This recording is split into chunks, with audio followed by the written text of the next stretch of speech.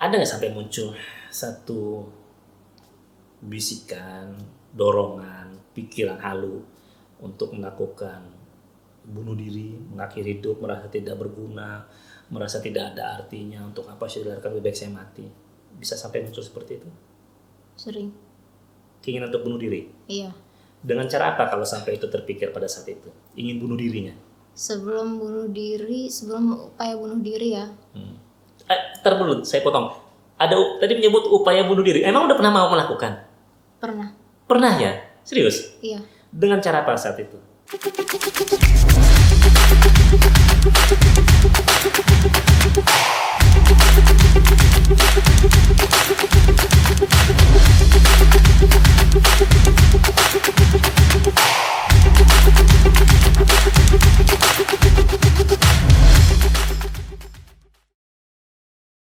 Assalamualaikum warahmatullahi wabarakatuh. Halo pemirsa podcast Radar Banjarmasin, ketemu kembali bersama saya. Hari ini saya mengajak berbincang seorang perempuan, dan ini mungkin tema yang sangat berbeda dengan podcast kita sebelumnya ya, karena hari ini saya berkesempatan berdiskusi nantinya ya, berbincang asik nanti nih dengan seorang perempuan. Saya sebut saja namanya karena saya sudah mendapatkan izin di awal dengan narasumber saya, namanya adalah Mbak Siva. Nah, kenapa saya bilang dari ini adalah berbeda? Karena hari ini saya akan berbincang dan berdiskusi sekaligus mungkin menggali, dan ini bentuk informasi sekaligus edukasi kepada publik dengan orang yang pernah menjadi korban pelecehan seksual ya. Nah, ini disclaimer ya, karena di awal kami sudah diskusi tadi bahwa Mbak Siva bersedia untuk menceritakan pengalaman-pengalaman yang dia rasakan dan bagaimana dia memandang kasus yang dia alami, dan ini juga bisa menjadi sebuah bentuk pelajaran kepada masyarakat dan juga pihak-pihak terkait agar nanti cerita ini bisa menjadi satu gambaran bahwa korban-korban pelecehan seksual itu ternyata memang tidak bisa dilihat dari cara pandang yang lazim kita lakukan di masyarakat ya. Iya. Saya langsung saja deh, Mbak Siva, apa kabarnya nih? Alhamdulillah baik. Terima kasih sudah berkenan ya dan mau bercerita nantinya dengan saya, dengan pemirsa podcast Radar Banjarmasin ya. Oke. Aktivitasnya sekarang apa aja nih? Setelah lulus kuliah ini freelance. Oh iya, disantai juga ya. Iya. Baru lulus kuliah ya? Iya, baru. Oke, berarti pernah menjadi seorang mantan karena udah lulus ya. Iya. Iya, mantan seorang mahasiswi. Baik, Mbak Siva. Di awal diskusi tadi ya, sebelum kita ngambil taping program ini, kita udah diskusi, bolehkah nanti saya bertanya? Kalau bertanya dan pertanyaannya nanti agak sedikit membuat tidak nyaman, kita udah sepakat bahwa itu nanti bisa di-cut gitu ya. Iya. Jadi nanti kalau ini ditampilkan, ini sudah mendapat kesepakatan bersama di awal. Ini perlu saya sampaikan nih, supaya nanti jangan sampai menimbulkan pengalaman traumatik lagi, karena beda-beda ya untuk setiap korban ini traumatiknya ya. Baik, Mbak Siva, boleh di awal diceritakan dulu bentuk yang dialami oleh Mbak Siva itu seperti apa ya, dan apa ya, kalau bahasa jurnalistik itu 5W1H, bentuknya apa, di mana, kapan, dan bagaimananya aja, boleh diceritakan. Baik, sebelumnya makasih banget buat Radar Banjarmasin ya udah ngundang. Oke, sama-sama juga nih. Iya, makasih juga buat kakak konselor yang dari kakak konselor ini jadinya bisa nyambung. Iya, betul, kita minta bantuan teman-teman aktivis juga ya. Jadi waktu itu bentuknya ya. Iya. Bentuknya pelecehan. Iya. Jadi kan di sini saya jelaskan sedikit ya. Oke. Bahwa kekerasan seksual itu berbeda dengan pelecehan seksual ya. Iya. Kekerasan seksual adalah sex harassment dan pelecehan seksual adalah sex abuse. Sex abuse ini salah satu di dalam kekerasan seksual. Jadi macam-macam kekerasan seksual itu, sex abuse, eksploitasi perempuan, prostitusi paksa, perkawinan paksa, ya ada belasan itu ya. Nah, saya mengalami sex abuse. Jadi sex abuse ini ada dua, non verbal dan yang verbal. Yang verbal itu dalam bentuk suara, dalam bentuk tatapan, gimmick ya. Iya. Dan Gesture juga ya. Iya. Dan yang non verbal itu sentuhan. Mm-mm. Yang saya alami adalah sentuhan. Sentuhan dengan paksaan pastinya. Sentuhan dan dengan paksaan, Iya, ya. dengan paksaan. Oke. Jadi saat itu saya paling ingat itu bulan Ramadan. Hari pertama bulan Ramadan, hari Senin, jam 7 pagi. Hari pertama masuk kuliah semester 2. Oke. Ya. Dan Ramadan itu kan pagi-pagi orang pada mager ya. Iya. Nah, jadi mager. males gerak. Oh, malas gerak. Oke. Males gerak. Iya. Ya maaf, bahasanya slang banget gitu. Mager ya. Iya. Males gerak Males ya. gerak. Jadi nggak terlalu banyak ada orang, sepi di tempat itu. Tujuannya saya kan habis dari rumah, itu apa sih, mau ke kos teman. Karena waktu itu kondisi saya sedang ngekos juga.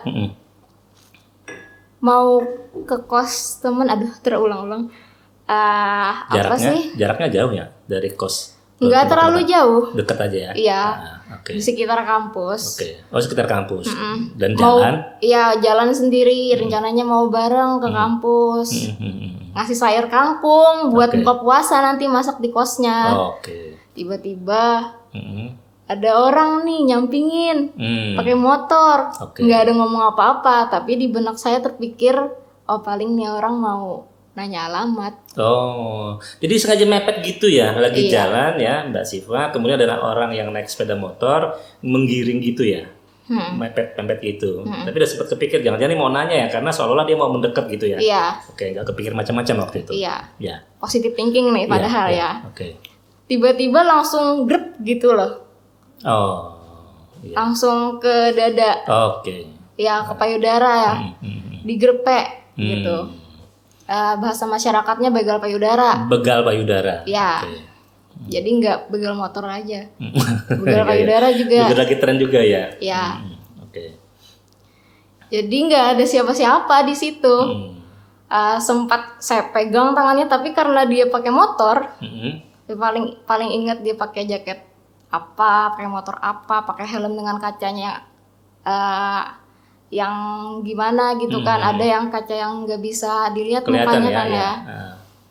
Kacanya gelap kayaknya ya. Iya. Kaca motor helmnya. Saya juga sempat berkata kasar, tapi di saat itu kan respon orang yang kaget itu ada yang dia bisa langsung teriak, Iya. ada yang dia nge-freeze, Iya. membeku Iya, seketika, Iya. kayak kaget mau ngapain gitu loh, tapi itu kan dalam otak kayak sarap gitu. Iya.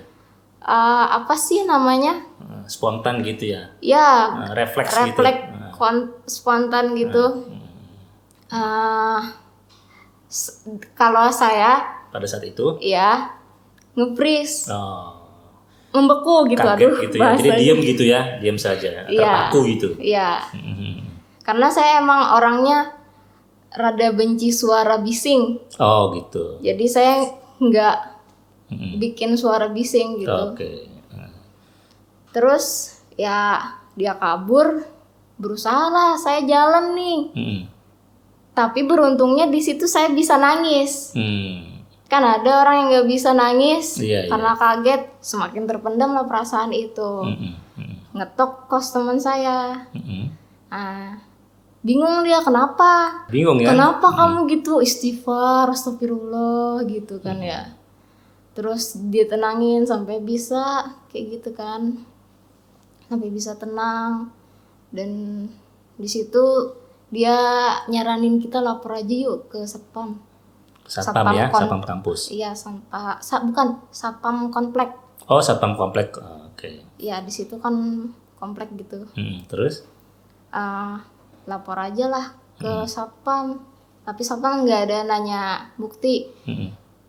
Satpamnya bilang, oh tadi malam ada juga kejadian kayak gitu katanya. Oh, sebelumnya ada juga. Iya, di belakang situ katanya kayak gitu kan. Perbuatan yang sama dengan pelaku yang sama ada kira-kira? Nggak tahu.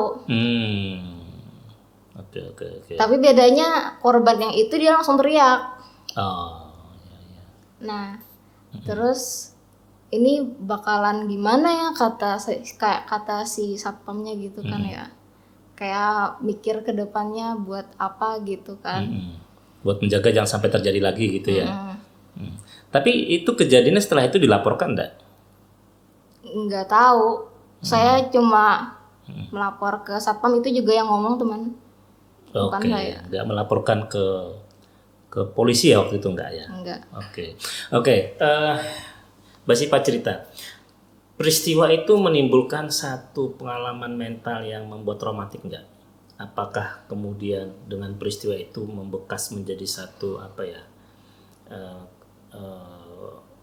peristiwa yang dianggap itu mengejutkan ya pasti, tetapi bisakah itu kemudian menjadi hilang atau menguap begitu saja dilupakan, atau ternyata menimbulkan satu pengalaman yang sangat traumatik dengan peristiwa itu? Tergantung pribadi masing-masing sih. Dengan Mbak Siva gimana pengalaman yang dirasakan? Selama 3 tahun lebih masih bisa teringat itu. Teringat ya? Oke. Apa yang paling diingat dari peristiwa itu? Paling diingat helm silver, kaca silver. Oke. Jadi dari peristiwa itu yang Mbak Siva rasakan adalah melihat sosok orangnya dilihat dari helmnya gitu ya, sepeda motornya. Tapi bagi diri pribadi nih, satu peristiwa yang mungkin sebagian masyarakat ya, saya tidak banyak makan ini pandangan umum, tapi berpikir bahwa itu adalah satu kejahatan biasa saja ya, karena memang tidak sampai pada bentuk kekerasan yang intimidatif, tidak bentuk kekerasan yang sampai pada kontak fisik, tidak sampai pada bentuk kekerasan yang menimbulkan traumatik mendalam ya. Karena itu kan dianggap kejahatan ya, mungkin orangnya iseng kah, orangnya punya kelainan segala macam. Tapi Mbak Siva sendiri apa yang sangat dirasakan dari pengalaman psikologisnya dari peristiwa itu? Pengalaman psikologisnya ya. Yang dirasakan dan diingat dari peristiwa itu. Susah tidur. Susah tidur ya? Iya. Oke. Sebelum pandemi, itu kan sebelum pandemi itu. Iya. Sebelum pandemi masih bisa enjoy aja. Sebelum peristiwa itu pastinya? Sesudah peristiwa itu, tapi sebelum pandemi. Jadi yang parah-parahnya itu di waktu pandemi. Kenapa? Karena kan saya orangnya lebih ke arah ekstrovert ya. Oke. Jadi energi itu interaksi dari luar, dari relasi gitu. Jadi kalau pas waktu pandemi self quarantine, aduh ngapain gitu loh. Bingung mau ngapain. Jadi kayak pikiran terperosok ya? Gitu loh, tertekan jadinya. Teringat di situ. Dan itu juga berusaha cerita juga ke siapa gitu, siapa yang kemungkinan bisa lah menerima, yang bisa mendengarkan gitu loh, tanpa ngejudge. Ada tekanan ya dalam perasaan secara pribadi, kan rentang waktunya cukup lama ya, sebelum pandemi peristiwa itu terjadi, kemudian masuk pada masa pandemi, ada rentang waktu berapa tahun tuh, 2 atau 3 tahun ya, yang menimbulkan perasaan traumatik mendalam, perasaan tekanan-tekanan batin yang mendalam, atau mungkin bahkan sampai pada level depresi nggak kira-kira pada saat itu yang dirasakan? Saya nggak nyangka itu depresi sih. Saya nyangkanya ya mungkin kecemasan gitu. Iya.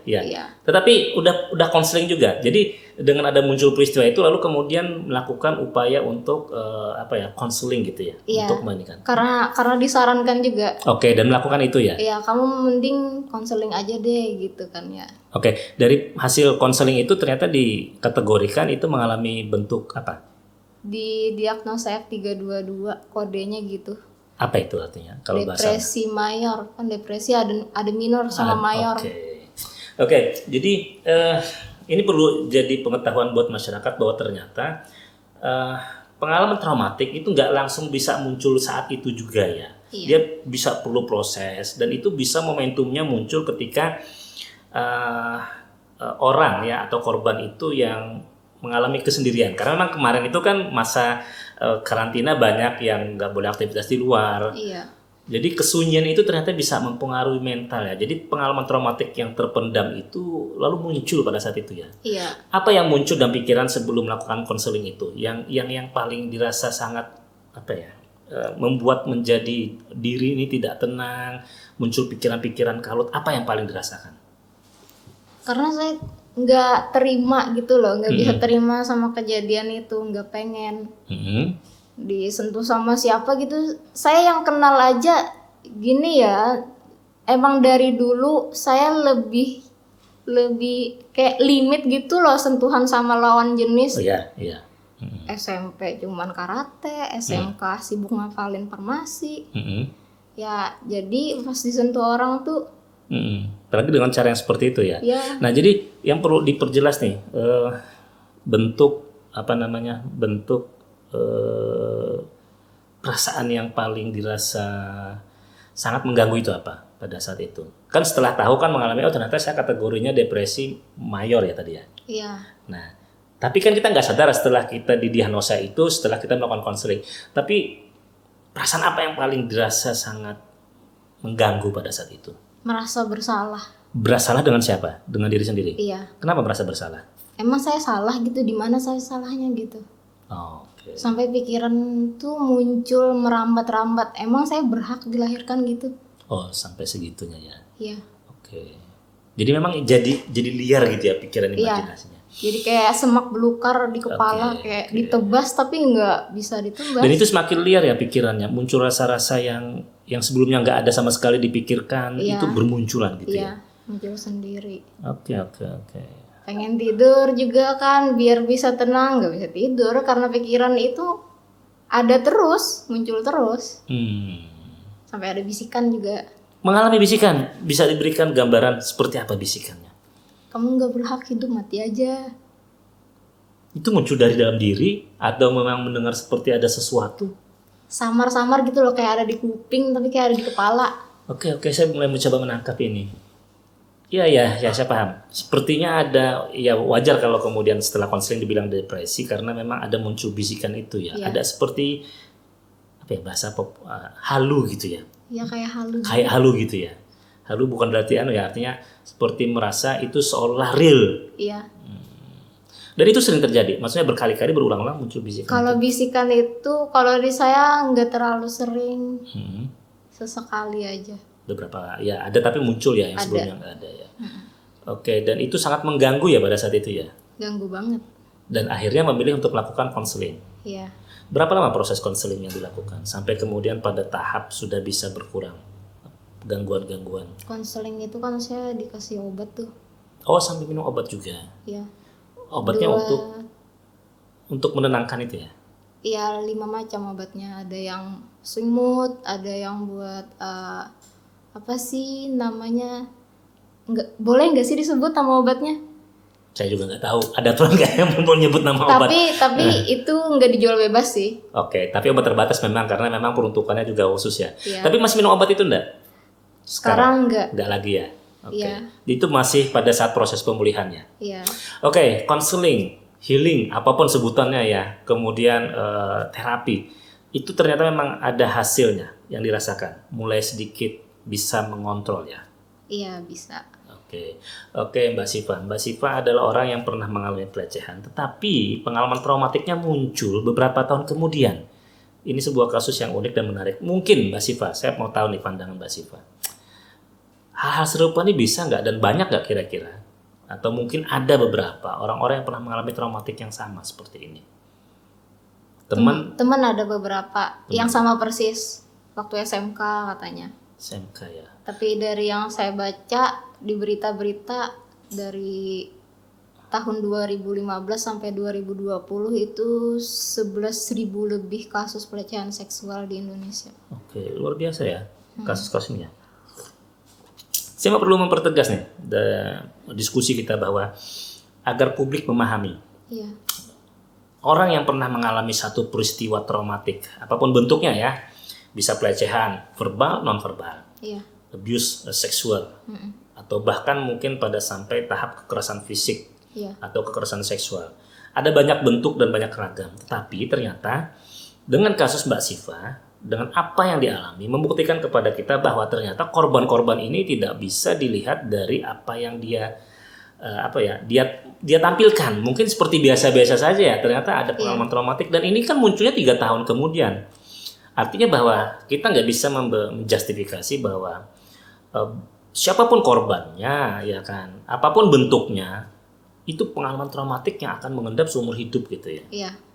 Dan walaupun mungkin ya bagi publik akan menilai dan menganggap bahwa itu kan kejahatan biasa. Maksudnya bahwa sesuatu yang sifatnya mungkin orang itu yang melakukan adalah spontan, tidak sampai pada tekanan-tekanan fisik yang sampai melukai, paksaan-paksaan gitu kan. Mungkin orang akan menganggap berbeda. Beda korban traumatik yang mengalami bentuk perkosaan, ya kan, sampai pada kontak fisik dengan korban yang mengalami hanya sekedar pelecehan. Publik mungkin akan melihat dari berat dan dampak kasusnya itu. Artinya kalau kasusnya berat, dampaknya juga berat. Kalau kasusnya kecil, dampaknya kecil. Tapi ternyata kalau Mbak Sipa mengalami dan merasakan kan beda kan? Iya. Jadi saya memikir saya yang cuma digerpe sebenarnya bukan cuma sih, semuanya sama gitu loh. Iya. Bisa segininya. Dan nggak nyangka juga ya, nggak menyangka sampai seperti ini ya? Nggak nyangka sampai didiagnosa depresi mayor. Saya pikir kecemasan, kayak kenapa perasaan itu bisa muncul? Kan tadi dibilang bahwa tipenya Mbak Siva orang ekstrovert, suka bergaul, beraktivitas, ya kan. Ketika momentum kesunyian ini muncul pada saat pandemi, tiba-tiba muncul, ya. Itu menyangka nggak bahwa itu bisa terjadi? Nggak nyangka. Nggak nyangka. Saat itu kan ngerasa aman-aman aja.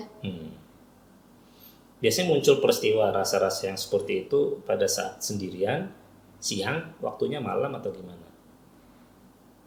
Kan mereka nyarinya, si pelaku nih ya, nyarinya di waktu sunyi, nggak ada orang.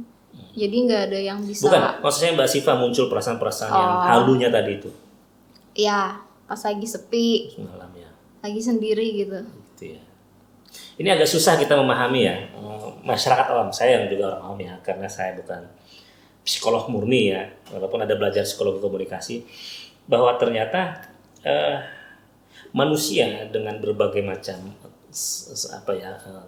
keunikannya ya, dengan peristiwa yang dialami Mbak Siva ini kan menimbulkan satu pemahaman ya bagi saya terutama pribadi.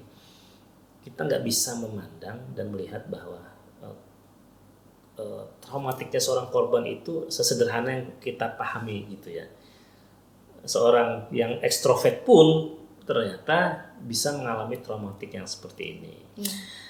Ada nggak sampai muncul satu bisikan, dorongan, pikiran halu untuk melakukan bunuh diri, mengakhiri hidup, merasa tidak berguna, merasa tidak ada artinya, untuk apa sih lebih baik saya mati?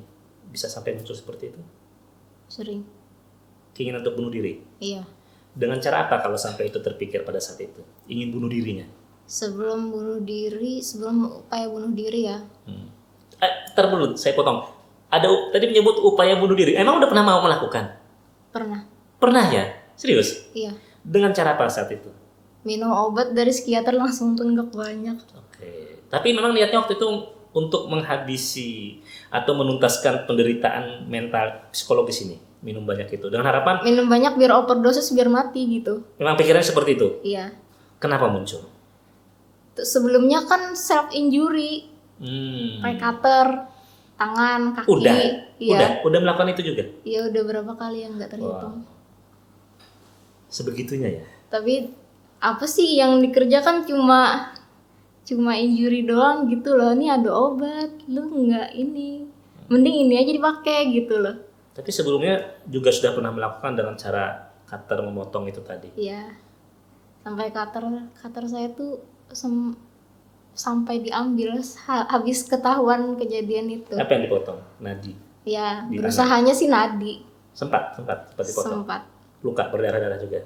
Iya, berbekas. Oh, berbekas ya. Dari pergelangan tangan sampai ke hampir nggak kepikiran gitu tangan. Menggunakan, banyak orang yang menggunakan dengan cara gantung diri, sempat kepikiran?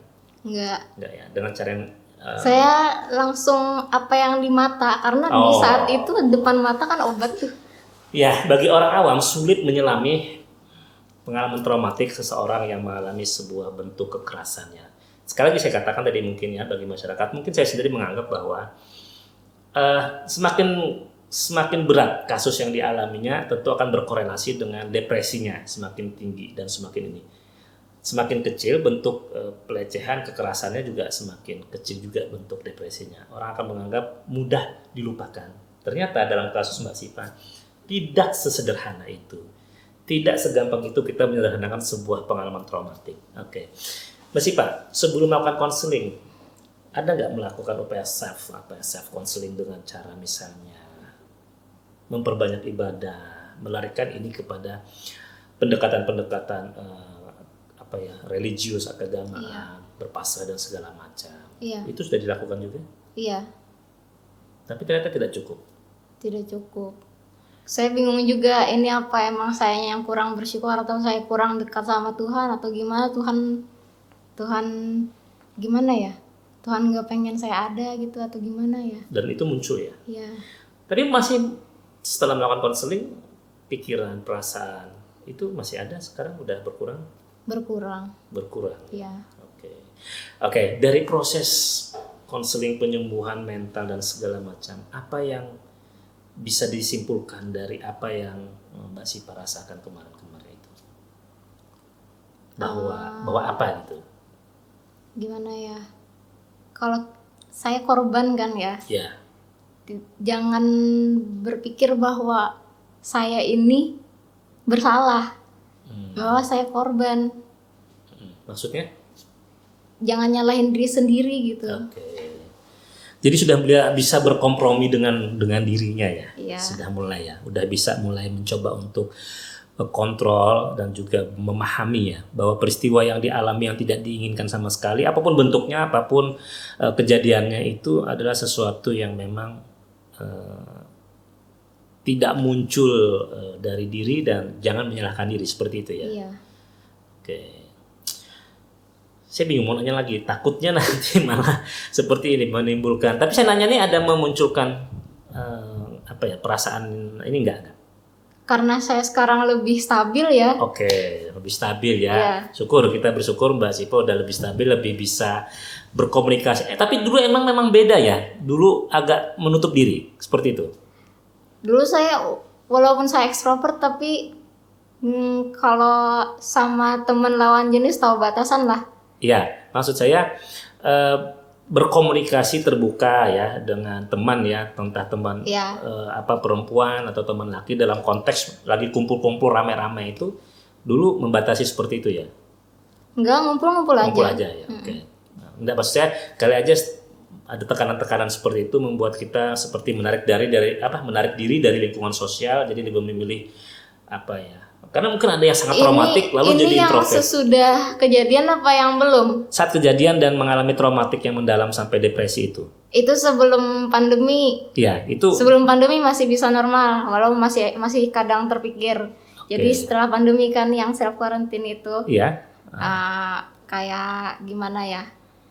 Berapa lama sih self quarantine kemarin itu? 2 tahunan kali ya. Nah, setelah itu kan berusaha buat berteman nih. Iya. Membuka diri lagi. Iya. Kayak agak susah. Agak susah ya. Oke. Dan sekarang sudah stabil ya. Iya, alhamdulillah. Oke. Tapi jujur, pengalaman itu menimbulkan traumatik yang membekas nggak? Untuk membatasi diri, bahkan mungkin mencabut diri dari relasi yang sifatnya lebih pribadi. Dengan bahasa lain misalnya, ada ketakutan nggak misalnya memasuki gerbang perkawinan? Karena ini pasti nanti kan udah bicara soal ikatan yang seumur hidup dengan seorang laki-laki. Ya. Iya. Ada sampai ke sana nggak menimbulkan takut lagi yang dengan namanya makhluk laki-laki ini? Ada sempat. Ada sempat ya. Jadi nggak membuat itu ada sempat. Tapi sekarang gimana? Sekarang alasan untuk berpikir lebih banyak buat pernikahan gitu agak berbeda. Berbedanya gimana? Kalau dulu kan takut sama cowok gitu kan ya. Cowok kayak gini, mikirnya jadi pukul sama rata semua padahal nggak semua sama ya. Jadi Sekarang, kalau sekarang saya berpikirnya nikah itu nggak mudah gitu loh. Kita mesti mikirin kematangan mental, perlu ilmu parenting juga, ilmu agama, fikihnya, kayak gitu kan. oke. Iya, saya lebih tertarik dengan apa yang dialami oleh Mbak Siva dari cara pandang orang awam. Dan saya baru mendengar langsung ini testimoni pengakuan secara jujur dari seorang korban pelecehan bahwa ternyata sebegitunya perasaan yang dialami, traumatik yang dialami, tekanan psikologis yang dialami gitu ya. Yang bagi masyarakat mungkin secara pandangan awam menganggap bahwa kan cuman tadi kan dibilang tadi kan cuman, sebenarnya nggak cuman juga, tetapi ini kita mencoba melihat dari perspektif publik. Iya. Kecenderungannya, kebanyakannya secara awam gitu ya, bahwa ya kan cuma dipegang, bukan menyederhanakan itu, bukan, tapi kan yang saya berikan pemahaman ke publik dan ke diri saya ini, walaupun itu katanya cuman, tetapi ternyata pengalamannya sampai bisa membuat korbannya mengalami depresi major yang sampai bisa membuat ada muncul keinginan untuk menghabisi hidupnya gitu ya. Iya. Dengan pengalaman yang dialami Mbak Sipa, kira-kira ini apa sih yang dirasakan bagi seorang perempuan? Ini mungkin bicara soal perspektif ke jiwa perempuannya, dengan melalui cerita Mbak Sipa, dan mungkin bisa memberikan gambaran secara umum tentang apa yang dialami oleh para perempuan-perempuan yang mengalami pengalaman traumatik sebagai korban, apakah itu pelecehan, seks abuse, kekerasan seksual dan lain sebagainya. Apa sih yang biasanya para korban ini alami dan rasakan setelah peristiwa mereka alami itu, dari sisi kejadian-kejadian itu kira-kira? Ya itu tadi, susah tidur Ya, berhari-hari ya, ya, sampai pagi itu karena muncul kesalahan, ganggu aktivitas. karena muncul perasaan rasa bersalah itu ya. Ya, terpikir kan sampai nggak kuliah 1 semester. Jadi saya telat lulus kuliah 1 semester. Terminal atau gimana waktu itu? Nggak masuk sama sekali, nggak ada kabar sama sekali, sampai ada yang nanya, Menghilang. kamu kemana gitu. Menghilang ya. Menghilang dari kampus maksud saya. Iya, Ya. menghilang dari kampus. Ya.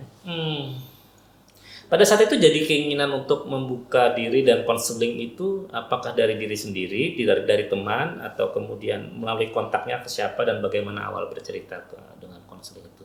Dan untuk bercerita itu ada perasaan apa? Berat atau gimana gitu? Tergantung saya ceritanya kemana. Tapi kalau sekarang demi speak up ya, saya bisa lebih bisa gitu cerita ke siapa aja. Kalau ya ada sih, cuman kayak cerita tapi malah nyalahin si korban. Victim blaming kayak gitu. Nah ini yang terjadi ya ketika korban terutama ya, bukan para korban yang berusaha untuk memperbaiki mental health-nya, kesehatan mental akibat pengalaman traumatik, yang ada justru malah menjadi korban 2 kali karena disalahkan. Dalam kasus yang pernah dilihat, dirasakan atau didengar atau yang diketahui, bentuk-bentuk kesalahan bentuk-bentuk yang dirasakan korban yang ketika mau curhat malah disalahkan lagi, itu seperti apa itu? Dan apa yang disalahkan dari mereka itu? Para korban ini maksudnya, yang diketahui oleh Mbak Siva. Kalau dari saya disalahkan pakaian. Mohon maaf, dulu dalam peristiwa itu terjadi, apakah pakaiannya seperti ini atau memang berbeda? Sudah seperti ini. Bayangkan, dengan pakaian yang tertutup pun ternyata masih ada pelaku yang bisa tanpa pilih-pilih kali ya, seperti korbannya ya. Yang penting ada perempuan jalan di tempat sunyi, kesempatan ada, lalu niat pelaku muncul gitu ya. Ya. Dan tidak bisa dijustifikasi begitu saja karena pakaian, ya kan. Toh pakaian tertutup pun ternyata masih ada peristiwa yang seperti ini ya. Bayi pun jadi korban. Ya. Ini pemahaman buat kita semua bagi masyarakat, tidak bisa menyalahkan si korban karena menjadi korban-korban itu karena pakaiannya. Iya.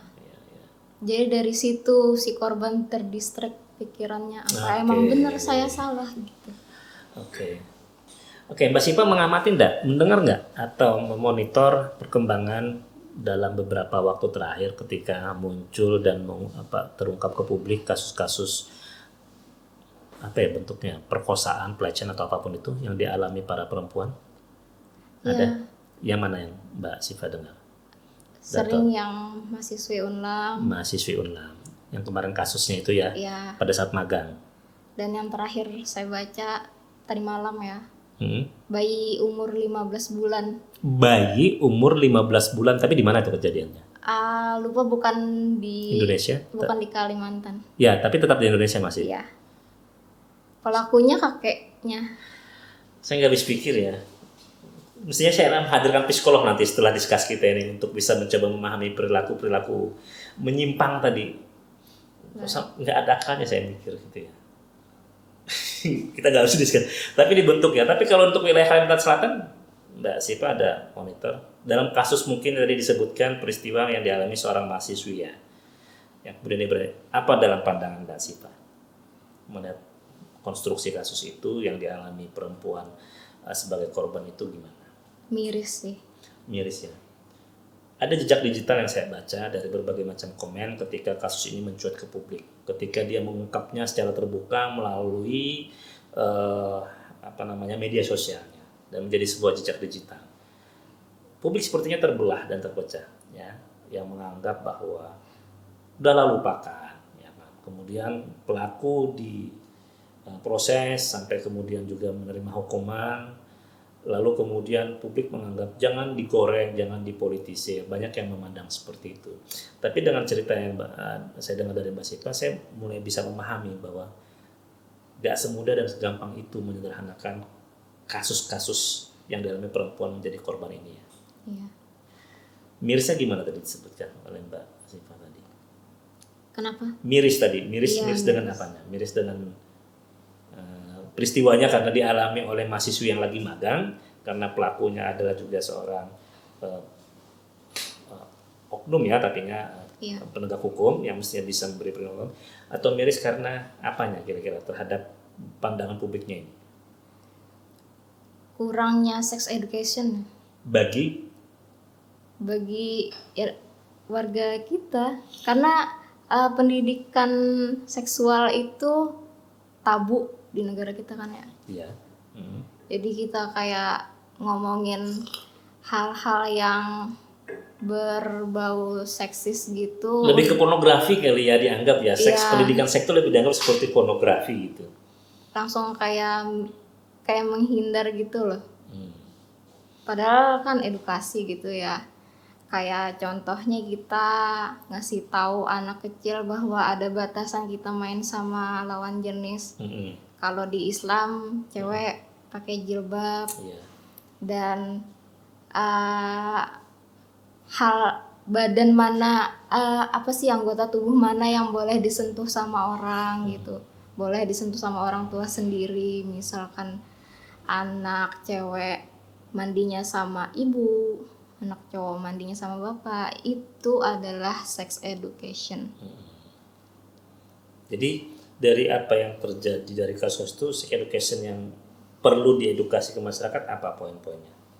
Terutama dalam konteks perkosaan tadi kan dibilang tadi bahwa berkaca pada kasus perkosaan yang dialami seorang mahasiswi, Mbak Sipa bilang mirisnya karena cara pandang masyarakat terhadap kasus itu sendiri ya. Artinya ini kan karena kurang pendidikan seks dalam artian yang tidak memahami gitu ya kasusnya sendiri gitu ya.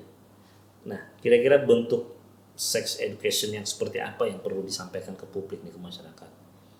Apakah hanya sebatas bicara soal memberikan pengetahuan kepada anak-anak apa batasan-batasan, atau bagaimana terhadap cara pandang masyarakat sendiri terhadap korban ataupun kasus-kasus yang melibatkan kekerasan seksual, pelecehan seksual, atau itu gimana menurut? Kayaknya mesti ada sih satu mata pelajaran di sekolah. Entah itu mungkin dari sekolah dasar bisa deh dimasukkan untuk mata pelajaran itu. Jadi mereka bisa ngerti untuk menghargai orang. Karena soalnya kan kita walaupun dimanapun, di universe manapun kita mesti sopan gitu loh kan ya. Tapi beda lagi kalau misalkan otaknya emang bermasalah. Nah ini susahnya nih, otak yang bermasalah. Ya. Kira-kira nih banyak gak sih otak-otak yang bermasalah gini yang sampai menimbulkan peristiwa banyaknya masih bentuk-bentuk yang aneh-aneh ya, yang nggak masuk akal kayak tadi bayi dilecehin sama kakeknya sendiri. Itu bagi saya susah dicerna dengan akal sehat manusia gitu. Ya. Apa sih yang membuat orang kira-kira bisa berbuat dan melakukan itu menurut pandangan Mbak Siva? Fetis orang tuh beda-beda ya, ada Iya, yang aneh iya. banget gitu loh. Iya. Cuman kayak lihat kaki doang Iya. bisa mikirnya macam-macam. Itu otaknya, mentalnya, atau lingkungannya yang salah ya, yang membuat dia seperti itu. Macam-macam faktor juga. Iya, nggak bisa faktor tunggalnya nggak ada ya. Iya. Oke, Mbak Siva gimana melihat cara pandang masyarakat kita terhadap para korban ini? Ya itu masih banyak victim blaming. Orang justru yang ketika sudah jadi korban 2 kali jadi korban ya. Ya. Apa sih bentuk victim blaming terhadap korban-korban ini dari masyarakat, stigma yang muncul itu biasanya? Mereka katanya nggak ada api kalau nggak ada asap. Oh, iya. Jadi peristiwa itu terjadi bukan karena niat pelaku, tapi lantaran kesempatan yang dimunculkan oleh si korban. Asumsinya kan kayak gitu. Ya. Ya kan? Karena munculnya tindakan pelaku dianggap karena adanya kesempatan yang dimunculkan oleh si korban. Iya. Nyatanya menurut Mbak Siva gimana sebenarnya? Bingung juga sih mau dijelasin ya. Ya, Saya yang kayak gini aja tetap kena. kena gimana? Ya dari pengalaman itu yang begal payudara. Jadi ketika curhat cerita malah justru banyak disalahkan. Iya, kamu sih pakai nutup-nutup muka segala gitu kan ya. Kok aneh? Dibilang tutup muka jadi bisa menimbulkan niat pelaku. Kok ini orang berpendapat kayak gitu kan ya. Itu tanyanya sama cewek apa cowok? Cewek. Mestinya lebih empatik ya. Mestinya ya. Ya. Ya agak susah juga ya kalau nanya 10 orang, 7 orang bilangnya salah sendiri gitu. Terus Ya. saya harus gimana? Harus di rumah doang gitu. Iya. Nah, bentuk-bentuk yang seperti itu kira-kira itu mendorong nggak pengalaman Mbak Siva yang memunculkan pengalaman traumatik lalu muncul depresi? Faktor apa sih yang paling dominan menimbulkan traumatik depresi itu selain yang kekerasan itu? Nggak bisa cerita sama orang terdekat Karena karena ya di judge, dinilai, takut dinilai yang enggak. Tadi pernah melakukan itu nggak? Curhat sama yang paling orang dekat? Ya itu tadi berpendapat seperti itu. Wah, susah juga ya. Berarti cara pandang masyarakat ini juga yang perlu diperbaiki ya? Ya Oke. susah kalau nyuruh orang berpendapat sama gitu karena orang banyak kan, kita nggak bisa. Inikah yang kira-kira menurut pendapat Mbak Siva atau pandangan Mbak Siva yang membuat para korban ini menjadi takut speak up? Ya, mereka takut disalahkan padahal mereka tidak salah. Ya. Nah, kira-kira nih, apa yang harus dilakukan dan siapa yang melakukan agar mereka ini berani speak up? Kalau speak up itu gimana ya? Saya bingung jelasinnya. Bingungnya gimana? Rancu di dalam kepala saya. Oh gitu. Iya, Maksud saya, orang kan takut untuk bicara iya, karena takut disalahkan. iya. Nah, karena muncul anggapan itu, apakah perlu nih kira-kira misalnya ada satu lembaga, padahal kan udah banyak nih lembaga, tapi kok mereka masih rasa takut bicara dengan orang paling dekat disalahkan, apalagi dengan orang luar yang tidak ada hubungan dan kekerabatan sama sekali kan. Iya. Nah, pada akhirnya ini kan menimbulkan banyak nih korban-korban yang tidak berani. Padahal mungkin kasus ini banyak dialami Iya. oleh orang-orang yang tidak berani bicara. Bentuknya pun berbagai macam. Tapi kan yang pasti perlu jadi perhatian, korban ini kan mengalami satu pengalaman traumatik sampai titik tertentu karena dia agak punya saluran untuk mencari mengeluarkan tekanan-tekanan ini, lalu muncullah bentuk depresi yang hingga bunuh diri, merasa tidak berharga, tidak dihargai dan segala macam. Ya. ini kan korban. Hmm. Siapa kira-kira yang bisa menolong mereka ini ketika mereka sendiri tidak memiliki keberanian? Nah, menurut Mbak Sipa? Mereka sendiri sih yang Harus mereka sendiri ya tetap ya. berani, karena ngapain nggak berani kalau nggak salah gitu loh, harus berani. Ayo ngomong kayak gitu. Jadi bisa banyak yang dengar, oh ternyata kayak gini ya. Saran Mbak Siva, kalau misalnya orang terdekat pun nggak dipercaya karena seperti dialami sendiri, kemana dan siapa yang bisa dijadikan orang yang menerima cerita-cerita untuk mengeluarkan rasa tekanan batin ini bagi para korban? Saran ya, Ya, ke yang lebih apa sih, yang lebih terdidik untuk bisa mendengarkan tanpa judgmental, dan kira-kira siapa orang yang itu? profesional Apakah di lembaga? bidangnya. Oke. Ya. Jadi Contohnya psikolog, psikolog, ya, konselor. konselor ya, atau lembaga-lembaga yang memang khusus mengadvokasi terhadap perempuan-perempuan sebagai korban-korban itu tadi. Iya. Sekarang ada hotline-nya kok. Ada hotline. Ya, Oke. ada hotline-nya. Kalau misalkan lagi berpikir apa, bisa hubungi, bisa chat, ada WA-nya.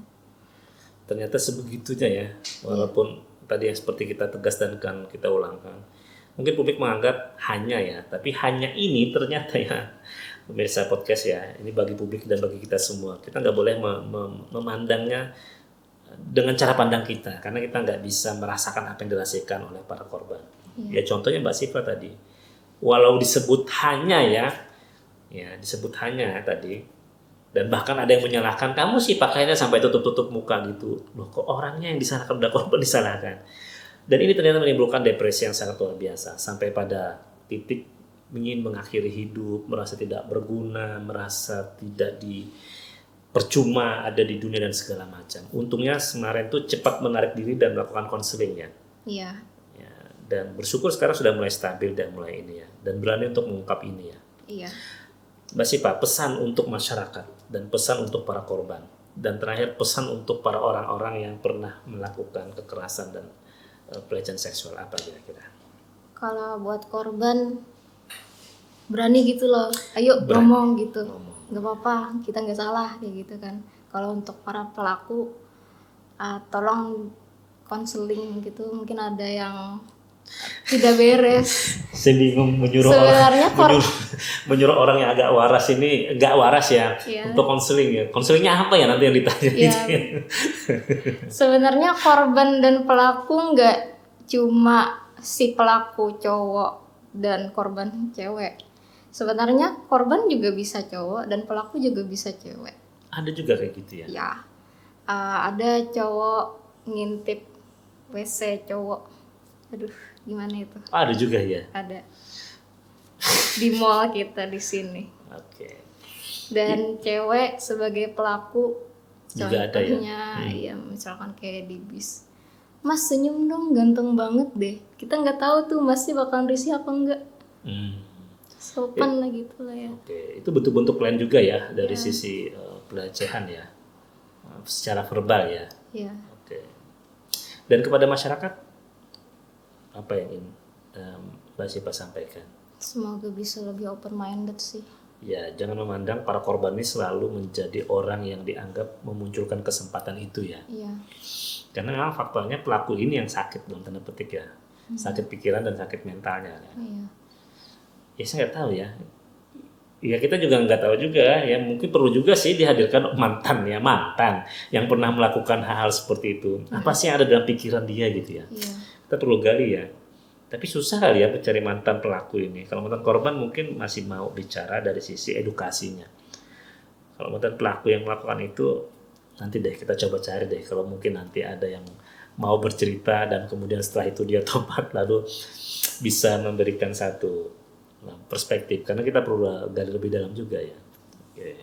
Baik Mbak Sipa, diskusinya sangat menarik ya. Terima kasih nih sudah banyak bercerita panjang lebar dan memberikan gambar kepada kita, kepada saya, bahwa para korban ini jangan dijudge secara sosial, jangan di labeling secara opini bahwa kamu juga sih yang salah, kamu juga yang gini gitu ya. Iya.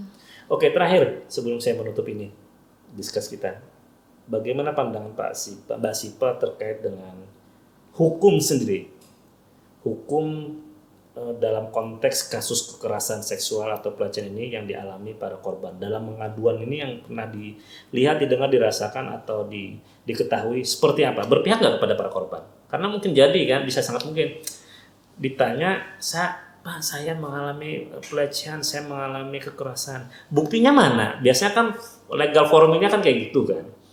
Nah, yang setahu Mbak Siva nih, bagaimana terkait dengan penanganan kasus-kasus seperti ini? Hukum kita berpihak nggak kepada korban? 2 kata. Apa? Percuma lapor. Waduh, ini luar biasa nih. Ini jadi percuma lapor gitu ya? Aku sampai segitunya bilang. Iya. Kenapa sampai bilang percuma lapor? Dibilang oknum banyak juga. Nggak, maksud saya segitunya kah hukum kita sampai kemudian ketika ada korban yang mau lapor, perempuan ya, terutama yang menjadi korban, itu sampai Mbak Sipa bilang percuma lapor karena penanganan kasusnya yang lamban, dipersulit, atau membuat korban malah menjadi traumatik 2 kali. Iya, mengalami traumatik 2 kali. Karena Berlapis. perlakuannya ya, yang tidak empatik ya. Iya. Yang ada dan yang dirasakan seperti apa yang diketahui oleh Mbak Sipa ketika korban ini melapor? Tidak lebih lanjut. Oke. Mungkin mereka sudah berusaha untuk berani bicara, berani mengungkap kasusnya, dan berani diketahui oleh publik ya. Tapi ketika berhadapan dengan hukum sebagai korban, justru malah ternyata mungkin banyak kasus ya, atau beberapa kasus mungkin yang dipersulit, alat buktinya sulit gitu ya. Iya. Yang ada mungkin kasusnya tidak berlanjut malah ya. Iya. Oke, ini kritik bagi kita semua nih ya, bagi masyarakat tadi seperti apa yang disampaikan oleh Mbak Sipa, bagi pelaku juga termasuk para korban. Dan mungkin yang paling banyak juga akan bersentuhan dengan kasus-kasus ini tentunya adalah aparat penegak hukum. Semoga apa yang disampaikan oleh Mbak Sipa bisa menjadi koreksi bersama nih bagi semuanya tadi, masyarakat yang bisa memandang, jangan menganggap terlalu sesederhana itu ya, open-minded. Mengerti dong para korban, empatik dong dengan korban. Juga para korban ya, agar berani speak up ya. Dan juga kepada para pelaku ya. Kalau perlu ya seperti dengan korban juga konseling, kok saya kenapa ya suka melakukan ini gitu ya. Iya. Kok saya ini ada kelainan nggak ya gitu ya. Ada yang nggak beres nih kayak gitu, sadar diri dong. Susah nyadarin kan ya. Iya, susah. Iya susah ya, karena emang ini kelainannya. Dan juga kepada aparat penegak hukum ya, ini bentuk sebagai sebuah koreksi bersama ya, bahwa mungkin dalam penanganannya agar lebih sedikit berempati kepada para korban, karena mereka ini sudah berani bicara dan speak up luar biasa nih. Pertarungan dalam tekanan batinnya ini ya, struggle-nya ini agar mereka bisa muncul titik pada titik siap dan berani segala risikonya untuk menanggung itu ya, agar nanti korban tidak mengalami traumatik yang 2 kali gitu. Oke, Mbak Sipa sekali lagi terima kasih banyak nih sudah banyak diskusi dengan kita. Saya takut nanti terlalu panjang lebar, mungkin yang dengar bosen dan saya juga takut nanti menimbulkan pengalaman traumatik lagi. Tapi saya bersyukur sudah mulai stabil dan mungkin Mbak Sipa ya bisa aktif kali ya ikut terlibat dalam pendampingan, karena mungkin masih banyak korban-korban yang sulit untuk mencari orang, sulit untuk membuka diri. Mungkin ketika dia bicara dengan orang yang pernah mengalami pengalaman traumatik yang sama, akan lebih mudah kali ya untuk bisa melakukan konseling kali ya. Karena saya khawatir kalau memang benar kasus-kasus yang dialami Mbak Siva ini cukup banyak sampai pada titik depresi. Betapa banyak ya orang, bukan betapa banyak, tapi bagaimana menolong mereka ini kalau nggak ada orang-orang luar yang bisa berani untuk bersedia untuk menjadi fasilitator, mediator, konseling tadi itu. Sekali lagi terima kasih Mbak Siva atas ininya, dan kita akan ketemu kembali dalam podcast selanjutnya, sambil nanti saya akan mencoba mencari lagi narasumber yang mungkin bisa mengurai benang merah dari karut marut penanganan atau karut marut kasus-kasus yang melibatkan perempuan sebagai korban-korban ini. Terima kasih. Assalamualaikum warahmatullahi wabarakatuh. Bye.